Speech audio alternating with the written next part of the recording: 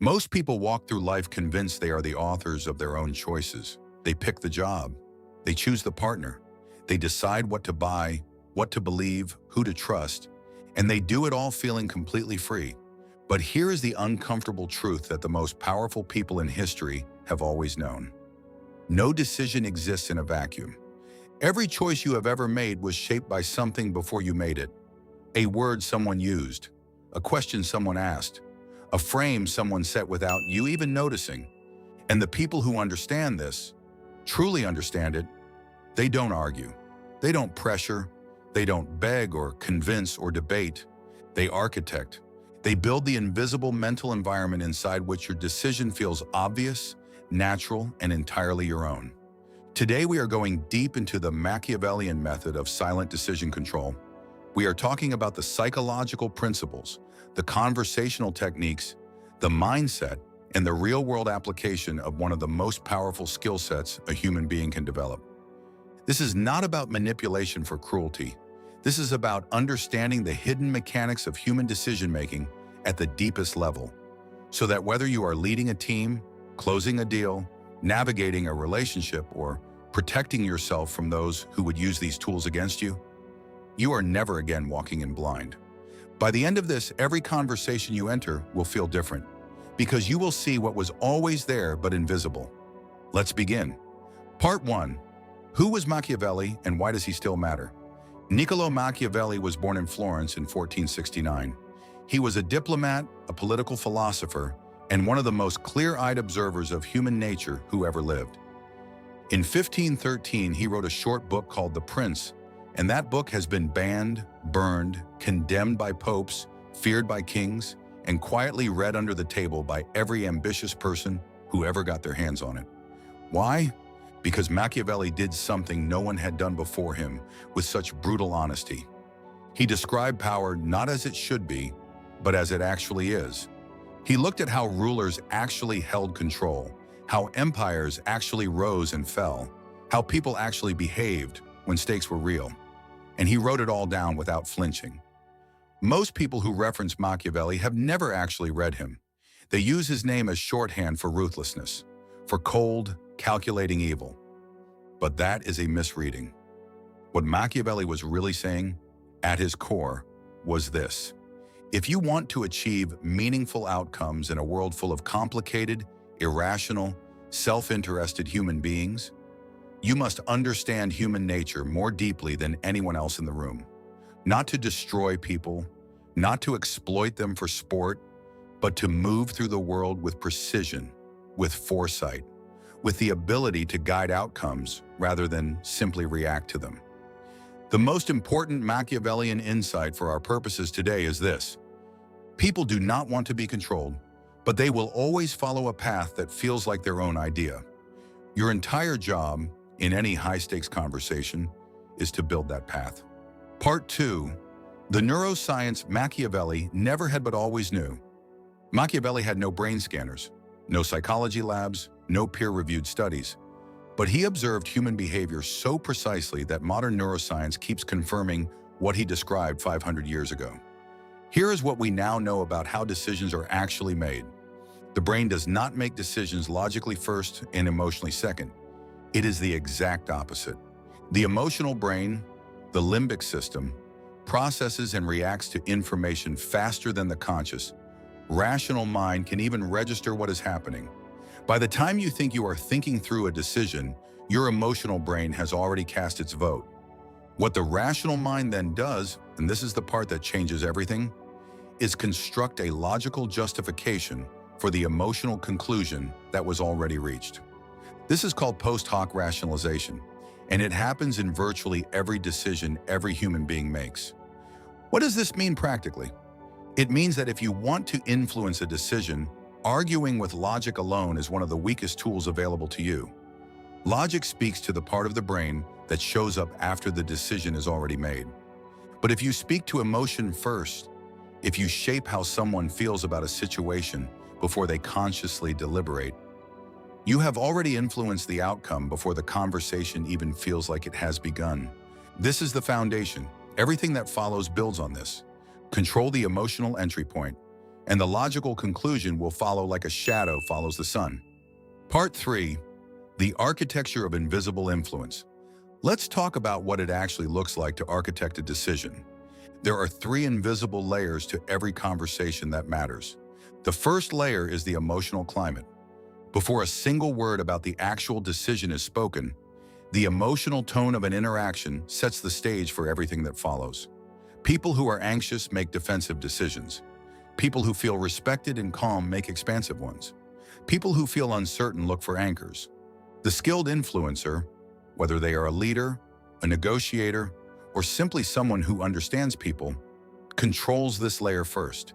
They walk into the room and they set the temperature. This is why master negotiators spend so much time on rapport before they ever get to the deal. This is why great leaders don't open with directives. They open with an energy that makes the room feel like moving forward is the natural thing to do.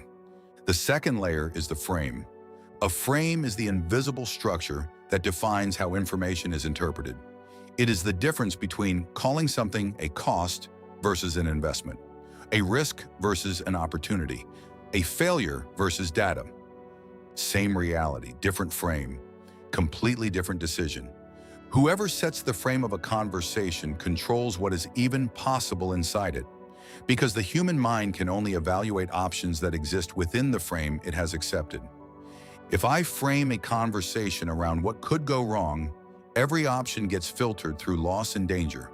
If I frame it around what becomes possible, every option gets evaluated through potential and gain. You choose the filter. They choose the outcome that fits through it. The third layer is the question structure. We will go deep on this shortly, but understand, questions are not just tools for gathering information. In the hands of someone who understands influence, questions are precision instruments for building thought. When you ask someone a question, they stop defending and start constructing. Their mind goes to work building an answer, and the answer they build, using their own logic, their own memories, their own language, feels 100% like their own thinking, which is exactly why it works. You didn't tell them anything. You asked, and they built the conclusion you needed with their own hands. Part 4, seed planting. The core technique. Now let's go into the actual mechanics of planting an idea so deeply that it grows into someone else's decision. Machiavelli wrote that the wise ruler never commands where a suggestion will do, never argues where a question will work, never pushes where the environment can pull. This is seed planting, and it works in 3 precise stages. Stage 1 is preparing the soil. Before you introduce any idea you want someone to land on, you create the conditions that make that idea feel inevitable. This is done through what psychologists call priming, exposing someone to concepts, emotions, or framings that make a particular conclusion feel natural and obvious. If you want someone to feel that urgency is needed, you don't announce, "We need to move fast." You begin the conversation talking about things that move fast, opportunities that closed, windows that shut. You let the emotional reality of urgency arrive in the room before the specific decision is ever on the table. Their nervous system is now calibrated, the soil is ready. Stage 2 is planting the seed. You introduce your desired outcome, but never as a directive, always as a question, a reflection, or an observation. Instead of, "I think you should take that partnership," you say, "What do you think happens to this company's reach in the next 12 months with versus without that partnership on the table?" Notice what you did not do. You did not advocate. You did not push. You simply asked a question that forces the brain to run a comparison. And the comparison itself reveals the answer you already knew. Their mind does the work. The conclusion arrives as their own thought. Stage 3 is releasing control. This is where most people fail. After planting, the instinct is to follow up, to reinforce, to make sure they got it, to add one more point. Do not do this. Every word you add after the plant is a word that reminds them you were guiding the thought. Silence after the seed is what allows it to germinate in the dark, where they cannot see it growing. Speak, plant, and let go. Part 5. The illusion of choice. Let's talk about one of the most elegant tools in this entire system. The human need for autonomy is not just a preference, it is a deep psychological drive. When people feel their freedom of choice is being threatened, They resist, not because the option is bad, but because the feeling of being pushed creates opposition. This is called psychological reactance, and it is the enemy of every heavy-handed persuader. The solution is not to remove choice. The solution is to design the choices. Here is the principle. Never give someone one option to accept or reject. Always give them two options, both of which lead to your desired outcome. This is the false dilemma technique, and when done well, it is completely invisible. You want a client to move forward on a project. Instead of, do you want to move forward, which is a yes or no that invites resistance, you say, would you rather kick this off at the start of next week or push to the week after to give your team more prep time? Both options are forward movement. You win either way. But they chose, and that matters enormously to the human psyche. They are not complying with your direction. They are executing their own decision, which means they feel ownership, which means they follow through. The illusion of choice creates genuine buy-in, because psychologically, ownership of the decision creates commitment to the outcome. Machiavelli understood that a prince who rules through consent, even manufactured consent, faces far less resistance than one who rules through force. Give them the wheel. Just build the road first. Part 6. The 5 questions that control any decision. Questions are the engine of this entire method. So let's break down the 5 types of questions that do the heaviest work. The first is the assumption question. This question embeds the decision inside itself, skipping the debate entirely. When you move forward with this, what does your first step look like? Not if you move forward. When? The decision is already embedded. Their brain, receiving the question, skips the deliberation phase and moves directly to planning. You have bypassed the crossroads entirely. The second is the consequence question. This question makes the emotional cost of not choosing your option feel vivid and real. What does the next 6 months look like if this opportunity is off the table by then? You haven't pushed, you haven't argued, but you have made inaction feel dangerous in a way that is entirely their own realization. They talk themselves into urgency. You just ask the question. The third is the identity question. This question ties the decision to the person's self-image. And it is extraordinarily powerful because people will almost always make decisions that align with how they see themselves. Given everything you know and everything you've built, what does someone at your level do here? You have activated their identity as a high-performing, capable decision-maker. And now any choice that contradicts that identity feels like a betrayal of self. The fourth is the social proof question. Humans are deeply social animals. We look to others for behavioral guidance, especially under uncertainty. Most of the leaders in this space who face this exact decision, what did the successful ones typically do? You haven't cited a statistic, you haven't named a case study, but you've invited them to place themselves in the frame of successful peers making successful choices. The fifth is the reflection question. This question invites the person to argue your case for you. What do you think makes this the right move at this moment? You are not making the case. You are asking them to make it. And once they have articulated the reasons out loud, in their own words, those reasons become their conviction, not yours. Part 7. Framing. Whoever sets the stage controls the play. We touched on framing earlier. Now let's go deeper. A frame is not just a perspective. It is the cognitive container inside which all thinking happens. It defines what is relevant, what is possible, what is risky, and what is desirable before conscious analysis even begins.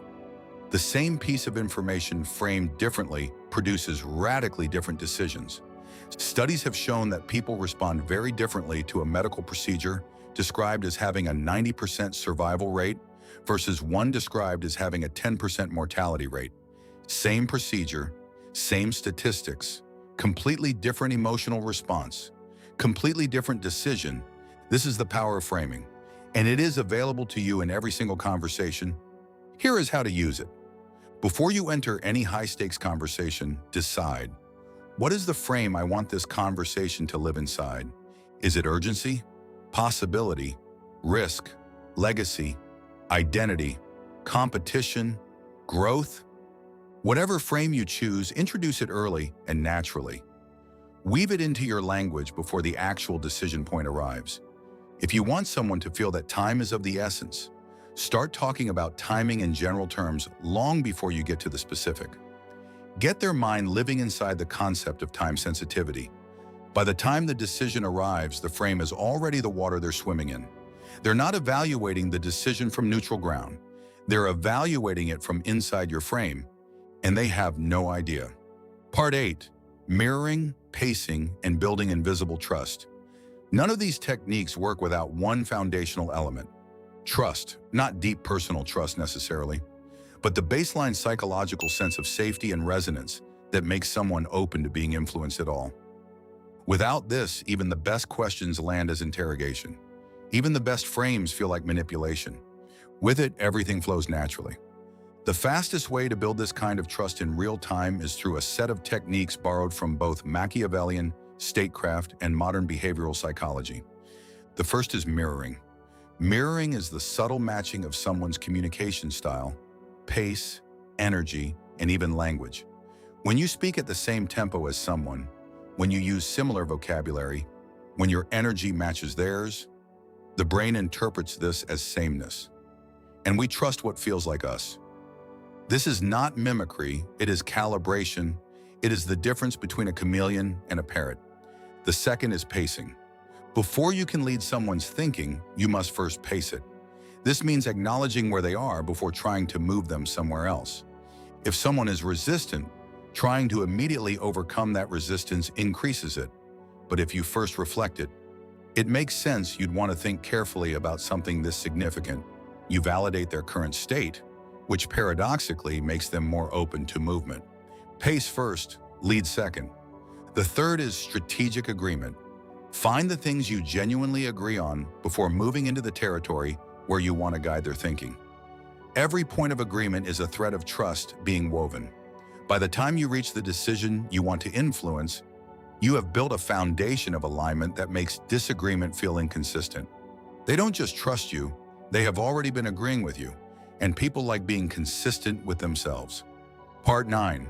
Silence. The most underestimated weapon. Let's talk about something that almost no one does well: silence. In most conversations, silence feels like a problem to be solved. People fill it instinctively, with words, with filler, with qualifications, with nervous energy. And every time they do, they give away power. Machiavelli wrote extensively about the patience of the effective prince, the one who moves only when the moment has been prepared, who does not react to every provocation, who understands that stillness can be more commanding than any speech. In the context of decision influence, silence is a precision tool. After you ask a powerful question, stop. Do not add to it. Do not soften it. Do not fill the space with reassurances. Let the question sit, because what happens in that silence is everything. The other person's mind goes to work. They turn the question over. They build an answer. They examine it. They expand it. And all of that happens inside the frame you created, using the seeds you planted. The longer they think inside your question, the more thoroughly the idea becomes theirs. Additionally, silence communicates something that no words can fully replicate: certainty. When you ask a question and then wait completely comfortably, not nervously, not expectantly, just calmly and openly, the implicit message is that you already know where this goes. You are not anxious. You are not waiting for permission. That certainty is felt, and it pulls people toward the conclusion you've already seen. Part 10. Advanced application. Real-world scenarios. Let's take everything we've covered and walk through how it applies in actual situations.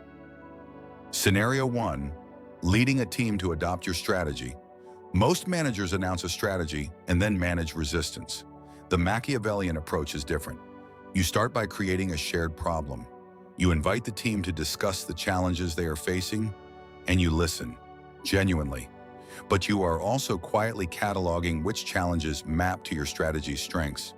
Then you ask, given what we've just mapped out, what kind of approach do you think actually solves for all of this? You have not proposed your strategy. You have asked a question whose logical answer is your strategy. And when someone on the team articulates it, as they will, you don't claim credit, you affirm. That's exactly the direction I was thinking too. How do we build it? Now it is the team's idea, your idea, the same idea, and the commitment behind it is exponentially higher because ownership is shared. Scenario 2, influencing a major negotiation. Before the negotiation begins, you spend time in casual conversation establishing frames. You talk about what successful outcomes in similar situations have looked like. You discuss what both parties genuinely want at the highest level. You are not negotiating yet. You are building the frame inside which the negotiation will happen. When the actual terms come up, your positions don't feel like demands. They feel like natural conclusions that align with the conversation you've already been having. You are not fighting for your position. You are pointing to something that both of you already seem to see. Scenario 3, personal relationships and guiding important decisions. Perhaps someone you care about is about to make a choice that you believe will hurt them. You don't tell them they're wrong. You don't argue. You don't pile on reasons. You ask one question. 5 years from now, looking back at this moment, what decision do you think you'll be most proud of? You have done several things at once. You've shifted their temporal perspective from the emotion of right now to the wisdom of their future self. You've activated their identity as someone who makes decisions they can be proud of. And you've invited them to evaluate the choice on their own against a higher standard. You did not judge. You did not advise. You simply asked. And the answer they arrive at is theirs. Part 11. Protecting yourself. Recognizing when it is being used on you. Everything we have covered today is a tool that other people already use. Politicians, advertisers, skilled salespeople, charismatic leaders, toxic partners, manipulative colleagues. The frame you live inside was set by someone. The questions that shaped your beliefs were asked by someone. The choices that felt free were designed by someone. Understanding this is not paranoia, it is literacy. Here is how to protect yourself. When a decision feels obvious and natural, pause. Ask yourself, when did this start feeling obvious? What conversation preceded it? What frame am I inside right now? When someone asks you a question, notice whether the question contains an embedded assumption. When are you going to do this? Assumes you are going to. What makes this the right choice? Assumes it is. When you feel a subtle urgency or discomfort about an action, ask whether that feeling arrived on its own or was introduced. When two options are presented to you, ask whether there is a third option that was simply never offered. The single most powerful defense against invisible influence is the habit of metacognition, thinking about your thinking. Catching yourself in the act of being guided and then choosing deliberately rather than reacting automatically. This is not about distrust, it is about clarity. The person who understands the architecture of influence cannot be housed inside someone else's frame without knowing it. Outro. Let's bring everything back to where we started. Most people think they make their own decisions. And in the most important sense, they do. Every person ultimately chooses, but choice never happens in a vacuum. It always happens inside a context, a frame, an emotional climate, a sequence of questions that led somewhere. What separates the people who shape outcomes from the people who simply experience them is the understanding that this context can be crafted, not through force, not through manipulation that breeds resentment, but through the patient, precise, deeply human work of building the mental environment inside which the right decision feels inevitable. This is what Machiavelli saw when he looked at power stripped of its costume. Not brutality, architecture. The most dangerous person in any room is not the loudest, the most aggressive, or the most demanding. It is the one who walked in knowing how the conversation would end, who asked the right question at the right moment, who set the frame before anyone else realized a frame was being set, who planted something small and quiet and simply waited. Because in the end, the most powerful move is always the one no one saw coming. And now, you know what to look for.